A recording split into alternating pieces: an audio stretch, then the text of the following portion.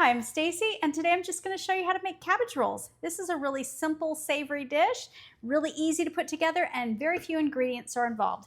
So the first thing you're going to do is take a head of cabbage and you're going to steam it. And now I put this in my steamer for maybe about 10 minutes. The whole head goes in there. And then once that's done, you just want to peel away your leaves and set them aside, which I have already completed here, so I will put that over there. Now I'm going to make the filling. So what I have in here is about 2 pounds of ground beef, and I'm going to add a half a cup of dried minced onions. Mix this all in here. You don't have to use onions if you don't want. Some people even like to add like 1 cup of cooked rice to this. I'm just going to keep this low carb, so this will be all I'm adding for the moment. And now I'm going to add 1 cup of tomato soup. Now this is something that you could either buy canned or you can go ahead and make your own.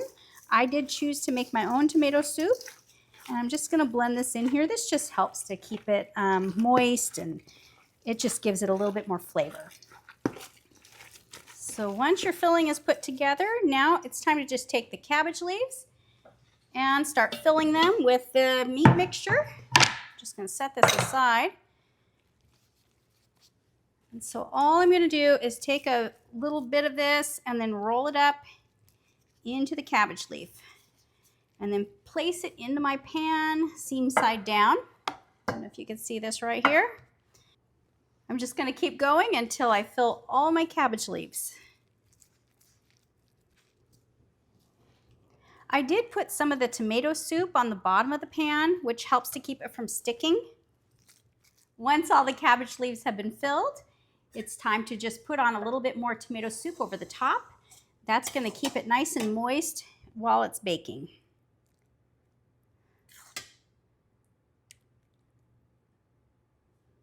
Now I'm just going to cover this with foil and place it in the oven at 350 degrees for about an hour.